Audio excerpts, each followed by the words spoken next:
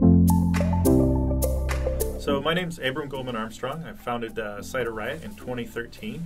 I grew up out in Yamhill County, and my first job off the family farm was actually working at White Oak Cider for Alan Foster, helping him plant traditional English cider apple varieties back in the 90s, and went away to college in the Midwest. In 2013, started converting over my garage into a fully licensed and operational cidery. So the name Cider Riot comes from the Cider Riots in England. Took place in 1763.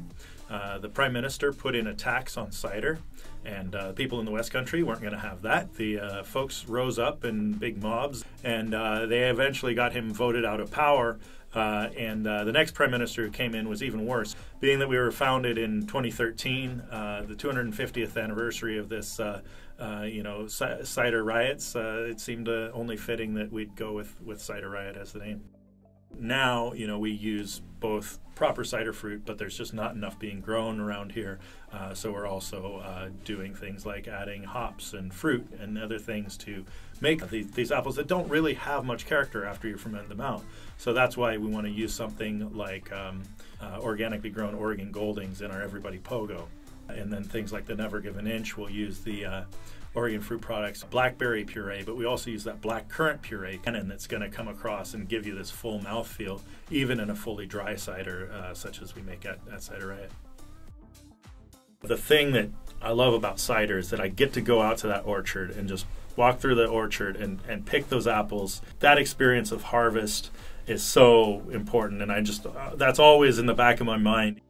It's that memory and the connection with cider to the fall. That's when the cider is born. That smell from the orchard is that's part of my upbringing. I grew up on a farm. I miss that connection to the land. In 10 years, this is our destination.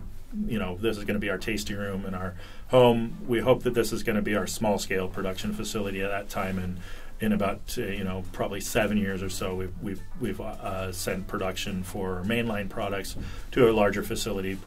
We made about 500 barrels out of a 440 square foot garage last year, and this facility is designed to take us to about 5,000 barrels a year capacity. It's an everyday drink, and I think that's the strength of, that's why craft beer is so huge here, and that's why there's more cider consumed in Portland than anywhere else. Cider has a lot of things going for it that will keep it around and make that a lasting contribution to our beverage scene.